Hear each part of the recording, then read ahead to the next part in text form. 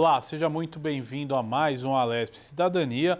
Hoje no nosso programa vamos falar de mobilidade urbana, mobilidade ativa. E a gente recebe aqui uma especialista no assunto que vai nos explicar sobre tudo isso. Eu recebo aqui na Rede Alesp a jornalista e cicloativista Renata Falzoni. Seja muito bem-vinda. Obrigado por ter aceito o nosso convite. Vamos bater um papo aí sobre esse assunto, né? Que a população cada dia mais quer conhecer mais sobre esse assunto que é muito importante e a gente está aqui para trazer utilidade pública e prestação de serviço para a nossa população. Renata, obrigado. Eu que super agradeço estar aqui presente no Alesp Cidadania, tudo a ver com a nossa pauta de décadas, não é? Exatamente. Super muito obrigada pelo convite.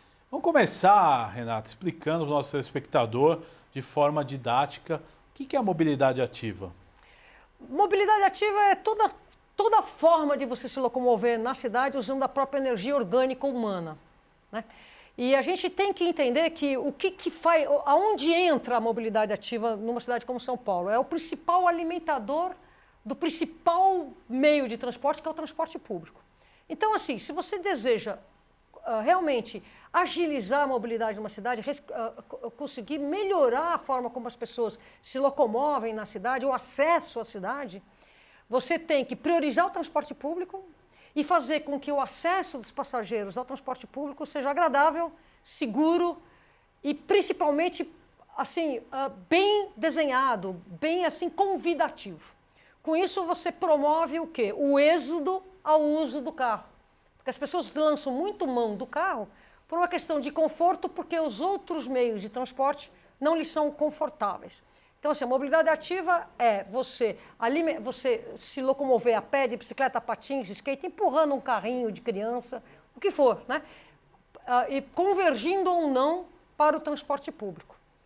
Interessante, né? E eu quero saber a questão, né? Como nós temos evoluído nesse assunto, Renato. Eu vejo muitas pessoas, por exemplo, que já vão de bike até a estação do metrô, né? Dentro dessa mobilidade ativa, de repente, você sair da sua casa, fazer uma caminhada até a estação do metrô, eu acho que ajuda bastante, né? Você deixar o seu carro em casa. Seria essa a principal função, é deixar o carro em casa?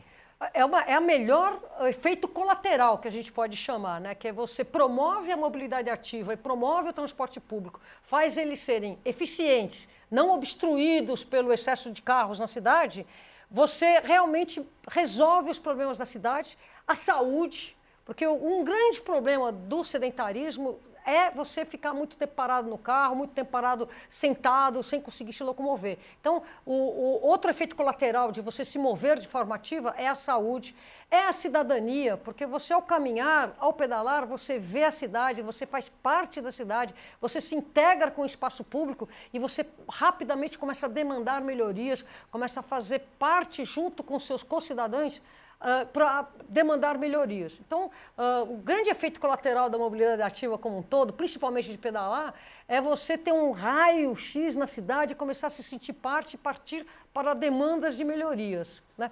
É muito importante a gente ressaltar que, por exemplo, numa cidade como a cidade de São Paulo, por exemplo, que é uma metrópole, uma megalópole, que traz em tempos normais 5 milhões de passageiros da periferia para o centro da cidade, ela é uma cidade que tem 29%, 30% só dos seus deslocamentos sendo feitos em carro. Mais de 32%, 33% dos deslocamentos são feitos em transporte público. E o resto, que é quase 30%, um pouquinho mais, em mobilidade ativa, a pé, exclusivamente a pé. Então, a esmagadora maioria da população já está se locomovendo a pé, do ponto A ao ponto B, que é 30%, 32% exclusivamente a pé, ou a pé mais transporte público, que aí você vai somar mais 32%. Então, assim, já é a forma como as pessoas se locomovem. Mas por que esse sistema não tem eficiência? Porque ele fica entravado pelo excesso de número de carros. Então, quando as pessoas me perguntam, desculpe estar me delongando. Claro, mas é importante. Mas como é que vai fazer? Você vai promover ciclovia, calçada? Como é que você vai fazer com os carros? A circulação dos carros não pode ser o problema a ser resolvido. Porque o congestionamento é uma externalidade inevitável com excesso de uso do carro. Não tem espaço público do mundo, não tem cidade no mundo que tenha espaço público suficiente para fazer com que 100% da sua população esteja no carro. E 20% dos deslocamentos, 30%, como acontece na cidade de São Paulo, ocorre o que a gente conhece, que são quilômetros de congestionamento, atrapalhando a mobilidade ativa e o transporte público. Então, a solução está em promover e isolar o transporte público, a mobilidade ativa, do congestionamento inerente ao uso do carro. Agora é importante, Renata, a gente conversar aí em termos de estrutura. A gente vai pegar aqui o exemplo, a cidade de São Paulo, e depois até no decorrer do programa a gente pode dizer o que nós temos aí no resto do mundo e no Brasil, se nós temos mais algum exemplo de uma estrutura boa para o cicloativismo, para que incentive os nossos ciclistas. Como é que é a estrutura em São Paulo hoje? A gente vê que o atual prefeito ele vem retomando as ciclovias, né? Como é que você enxerga essa estrutura? Porque eu vejo também que existe, né, não só uma estrutura pública também, os lugares, né, para receber as bicicletas, né? Como é que está tudo isso? E tem uma modalidade em São Paulo que eu, de certo modo, acho interessante, é você ter aquela facilidade, de repente, de alugar uma bike para pequenos percursos. Eu acho que isso favorece também, né? Com certeza. Faz parte da infraestruturas, ciclovias, ciclofaixas, ciclorotas, bicicletários. Bicicletas compartilhadas, elas são uma amálgama entre a mobilidade ativa e o transporte público. A bicicleta compartilhada, cada vez mais no mundo afora, ela fica parte integrada ao sistema do transporte público. Tudo isso faz parte de infraestrutura cicloviária. Agora, tão importante quanto a infraestrutura cicloviária está em você redesenhar a cidade e acalmar o trânsito. Então, assim, já está comprovado que quando você reduz a velocidade máxima dos veículos, você promove uma maior velocidade média, menos congestionamento e, o que é principal, menos mortes no trânsito. Então, assim, tudo isso tem que estar combinado. Vamos falar um pouco de São Paulo.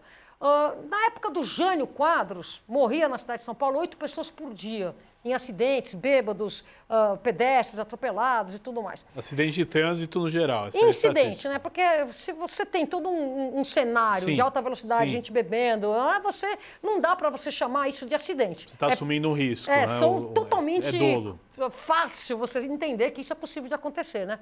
8 mortes por dia. E aí a gente começou a ter um decréscimo. Vamos falar de quando começou a ser contabilizado isso. De lá para cá, que foi um pouquinho antes do novo Código de Trânsito Brasileiro, que entrou Estamos em falando 98. aí dos anos 80, para situar o nosso telespectador. 80 Jânio, 85 Sim. Jânio, Sim. depois nós tivemos Erondina, depois nós tivemos Maluf, Pita. Nessa época a gente já começou a assistir um decréscimo de mortes na cidade.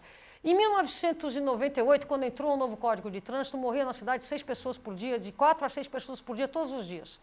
Aí você teve uma queda muito grande, porque o Código de Trânsito ele mudou a forma de se relacionar na rua e nós tivemos um decréscimo importante. A partir daí nós começamos a diminuir.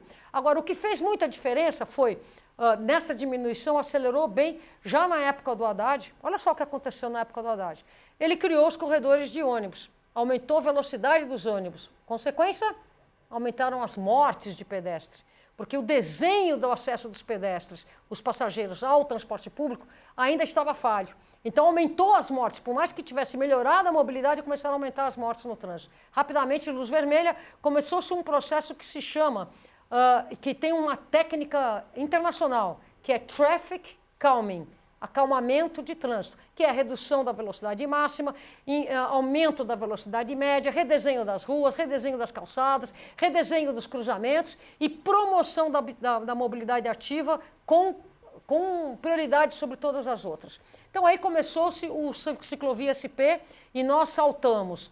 Nós tínhamos naquela época apenas 50 quilômetros, que começaram a ser feitos na época do Maluf, depois um pouquinho na Serra Kassab. Quando entra o Haddad, nós tínhamos apenas 50 quilômetros. Aí saltou para 456. Aí nós tivemos uma infeliz ocorrência, que foi a partidarização do tema. Enquanto que infraestrutura cicloviária, até para atender o que está escrito na lei, para atender o que está escrito no plano cicloviário, no Plano Nacional de Mobilidade Urbana de 2012, você tem que investir nos modos ativos e você tem que investir nos modos públicos de transporte. E o último investimento é no modal motorizado pessoal. Então você tem, apesar de você ter essa lei, não era isso que estava acontecendo. Então inverteu-se essa ordem e nós tivemos na entrada da gestão anterior, que foi Dória, um recrudescimento muito grande em cima dessa política pública por uma questão de partidarização. E o que é hoje já reconhecido, depois desse mandato, a gente conseguiu, quando falo a gente, são os ciclistas, cicloativistas, em cima de reuniões de câmara temática, em cima das cadeiras de negociação junto ao poder público, que são vários.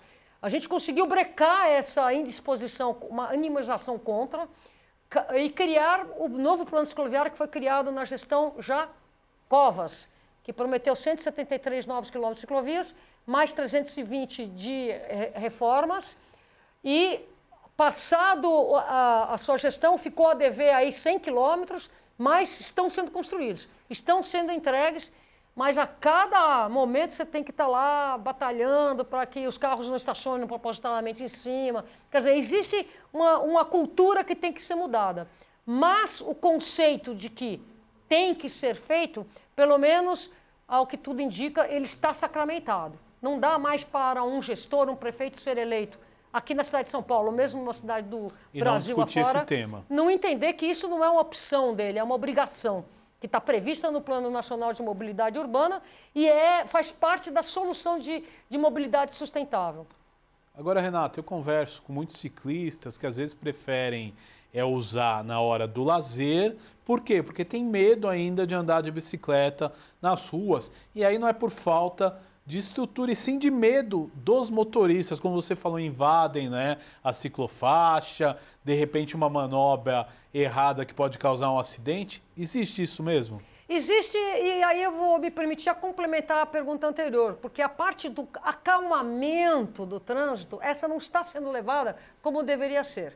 Você tem que ter infraestrutura, agora você nunca vai ter ciclovia porta a porta.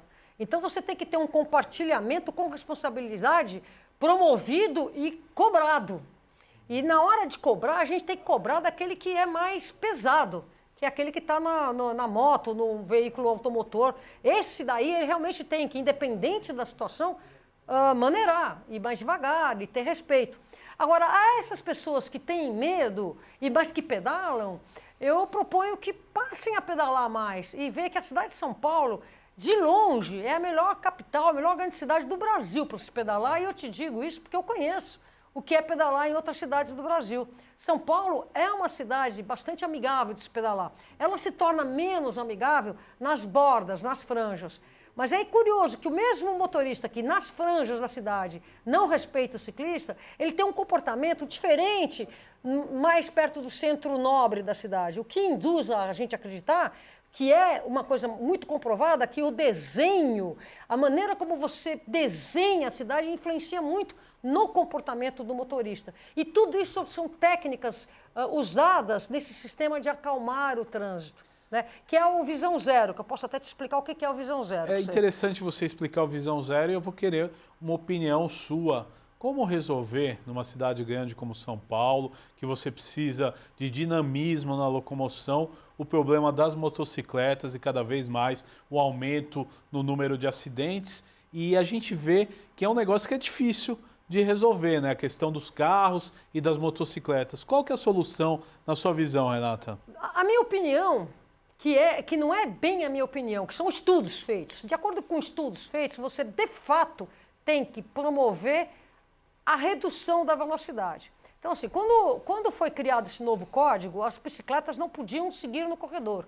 Aí nós tivemos um lobby muito forte feito pelas principais montadoras de motocicletas aqui no Brasil para resgatar esse direito de andar no corredor. Eu, particularmente, que pedalo nas ruas e ando nos corredores, eu jamais iria ter uma motocicleta se eu não pudesse andar no corredor. Mas aí vem a questão da velocidade, responsabilidade e cobrança dessa atitude. Então, vou falar de números. Nós tivemos uma redução de mortes no trânsito da cidade de São Paulo, muito pouquinha, porque falando dos números de mortes, no Haddad nós conseguimos diminuir bastante o número de mortes para descer para 2 pessoas por dia, que é um número horroroso, né? 2 pessoas por dia é muita gente. Seja mas foi uma redução, alto. foi um ganho. Sim. Aí quando entrou Dória, aumentou. Porque ele aumentou a velocidade da marginal, ele cortou aquele espírito de redução, de acalmamento de trânsito, e aí ele conseguiu uma redução discreta quando ele proibiu as motocicletas nas avenidas de alta velocidade expressas da marginal. O que eu quero dizer com isso? Tudo bem, fazer uma política de melhorar a condição de sobrevivência dos motociclistas no trânsito é interessante, mas não foi uma política para todo um sistema, foi uma coisa focada apenas no motociclista. Então o que acontece? É frágil, porque todos os outros modais aumentaram as mortes e só diminuiu, não, que bom que diminuiu, mas só diminuiu nas motocicletas. Então comprova que não é uma política pensando no sistema como um todo.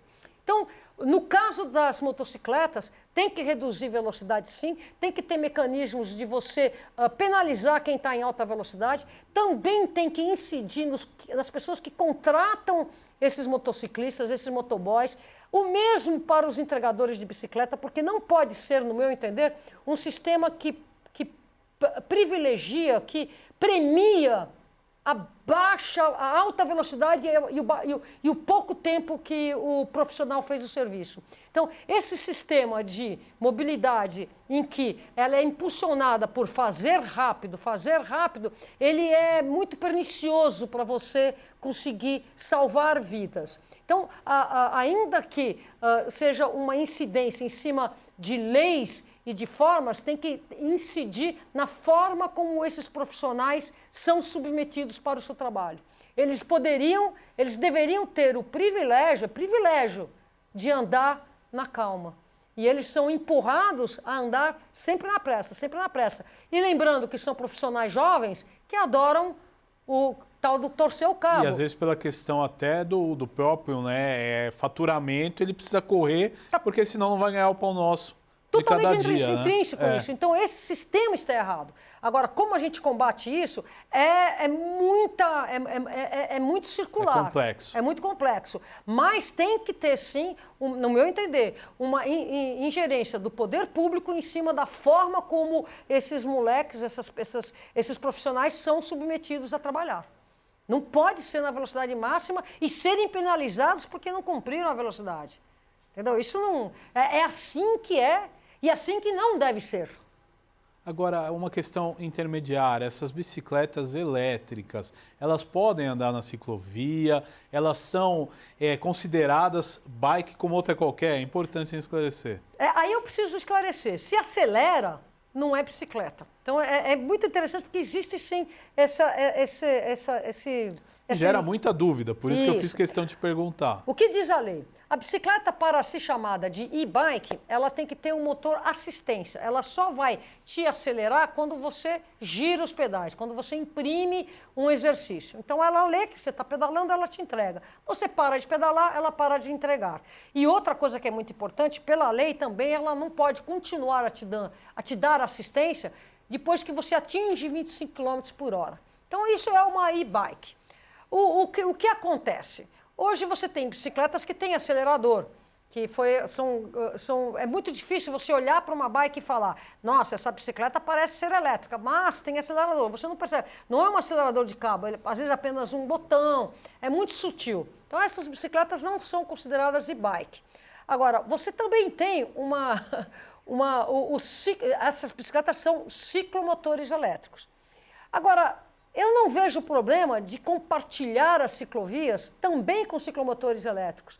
O problema ele acarreta quando a velocidade é muito alta. Porque aí você tem um fator físico que é a quantidade de movimento, que é uma função de massa, peso, pela velocidade. Então, se você tem uma bicicleta elétrica, já é mais pesada, está com uma pessoa, tem o peso, ela está carregando coisas, já é mais pesada, você aumenta a velocidade, você aumenta muito, não digo letalidade, mas assim, a capacidade que esse conjunto que está andando de provocar machucado numa pessoa mais leve, numa bicicleta mais leve, numa ciclovia mais estreita. Então, a questão da velocidade para todos os veículos, inclusive em especial os elétricos, é fundamental. Assim, velocidade não é progresso. Se você consegue manter uma velocidade média numa ciclovia de 12 km por hora, você vai chegar super rápido em qualquer lugar e se tiver qualquer problema, um pedestre, uma criança, um cachorrinho, você breca. Agora, se você tiver, mesmo na velocidade que uma bicicleta elétrica permite, que é 25 km por hora, é mais difícil frear, é mais difícil. São 25 aqui, 25 aqui, você imagina. É 50, Exato. a velocidade é onde pega a questão. Agora, Renata, temos exemplos aí de países, né, que estão na vanguarda do cicloativismo, né? E historicamente a gente lembra, por exemplo, da Holanda, né, que as pessoas têm o costume desde criança a usar a bicicleta como meio de transporte. Quais os melhores exemplos que hoje nós temos no mundo e o que você acha que nós temos a evoluir em relação ao cicloativismo aqui no Brasil? A Holanda é a nirvana, né? Porque eles começaram essa revolução nos anos 70, justamente capitaneado por mães e pais que estavam perdendo crianças atropeladas por automóveis. Então daí veio toda essa mudança cidadã no país Holanda como um todo, nos Países Baixos como um todo. Agora, não fica só lá, né? É interessante que a gente teve durante essa pandemia uma promoção muito grande da mobilidade ativa em cidades como Milão, Nova York, Londres, entre várias outras, Colômbia, Bogotá, né? Você teve a promoção com ciclovias provisórias, alargamento de calçadas provisórias. Paris, por exemplo, tem uma cena que é a avenida que tinha 4 pistas, ter uma pista apenas para automóvel, a calçada ocupar mais uma pista ou 2 e o resto tudo para bicicleta. Quer dizer, promoção da mobilidade ativa para que as pessoas, durante a pandemia, pudessem se locomover com segurança, longe do transporte público. Essas cidades, por exemplo, Bogotá, própria Milão, a cidade de Paris, Paris fez estruturas cloviárias provisórias ao longo de todo o metrô. Nós não estamos no pós-pandemia, mas muitas dessas infraestruturas provisórias já estão permanentes. E é interessante que tem uma pessoa chamada Janete Saadi-Khan, que foi secretária de transportes na cidade de Nova York com o Bloomberg e foi a pessoa que conseguiu mudar a cara de Nova York. Nova York também fez ciclovia provisória e também está permanente. E essa menina, a Janete, ela trabalha com a Fundação Bloomberg e ela foi contratada para assessorar várias cidades da Europa durante a pandemia. E ela fala uma frase que é muito importante, que é o seguinte: as cidades que promoverem a mobilidade em bicicleta durante a pandemia, elas não vão apenas se recuperar no pós-pandemia, elas vão prosperar. Aí eu fiquei entendendo, puxa vida, prosperar? Aí que eu entendi muito bem.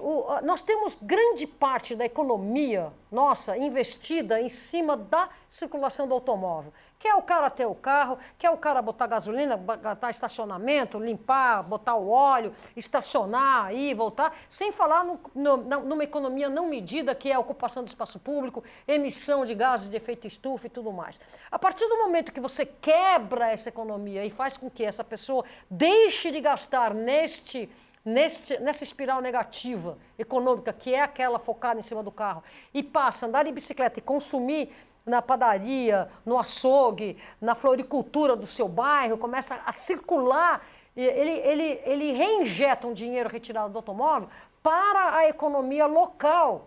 E essa é a chave para que nós saiamos dessa economia resgatando a grande potência da nossa economia, que não são as grandes empresas, e sim os pequenos negócios de bairro, que é o que empregam, que é o que faz a máquina circular. Então é muito interessante essa frase, que eu vou repetir.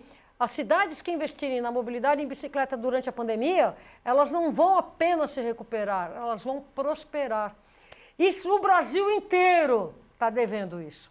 Indo mais adiante na sua pergunta. Enquanto o mundo inteiro está se atentando a isso, o mundo inteiro, gestores de direita, gestores de esquerda, a gente pode dizer de esquerda, a prefeita de Paris, de direita, Boris Johnson lá em Londres, você vai ver todas as vertentes entendendo que essa é a solução, que não tem nada a ver com tendências partidárias ou políticas. É solução técnica a ser adotada. É como saúde e educação. Tem que tomar essa medida. Então é muito importante a gente se ater a isso, né? Durante a pandemia, no dia 5 de junho de 2020, foi assinado internacionalmente um acordo com cidades de 120 países, numa proposta chamada Race to Zero, Corrida para o Zero, que é até 2050 essas cidades estão se propondo a eliminar as emissões de efeitos de gás estufa. Até 2050. Cidades do Uruguai, Argentina, Chile, Colômbia assinaram, eu não me lembro mais da América Latina, mas no Brasil nenhuma cidade assinou. Então você vê como é que nós estamos muito atrasados nesse quesito de associar as mudanças climáticas, tanto a pandemia quanto a mobilidade, e se comprometer a parar de emitir os gases de efeito estufa, que o principal fornecedor ainda são os carros movidos a petróleo. Renata, a gente está chegando nos momentos finais do nosso programa, mas eu queria que você deixasse uma mensagem, fizesse uma analogia exatamente, né, da mobilidade ativa e da saúde e da qualidade de vida. Gostaria que você deixasse uma mensagem em relação a isso.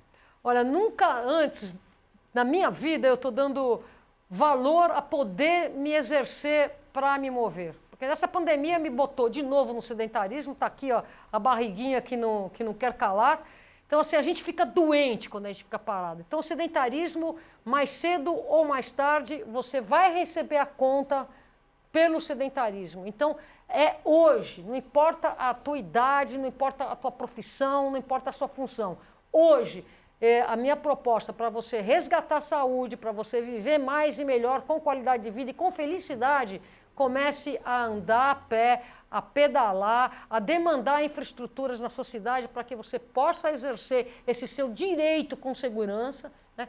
E faça isso também com seus filhos, também com seus vizinhos, com seus pais. Promova a sua saúde através da forma como você se locomove. Rapidamente a sua cabeça, a sua maneira de ver a cidade vai mudar e rapidamente você vai se tornar um cicloativista como nós somos. Renata Falzoni, muito obrigado por ter aceito o convite da Rede Alesp. Até uma próxima oportunidade que a gente esteja junto aí para discutir mobilidade ativa. Muito obrigado. Eu que agradeço e vamos embora pedalar. Certo, este foi mais um Alesp Cidadania. Eu conversei com a Renata Falzoni e a gente falou aí de mobilidade ativa. Você continua agora com a programação da Rede Alesp. Eu quero convidar você a acessar as nossas redes sociais, o Facebook, o Instagram e também o nosso canal no YouTube. Lá está todo o conteúdo produzido pela Rede Alesp. Até um próximo encontro. Tchau!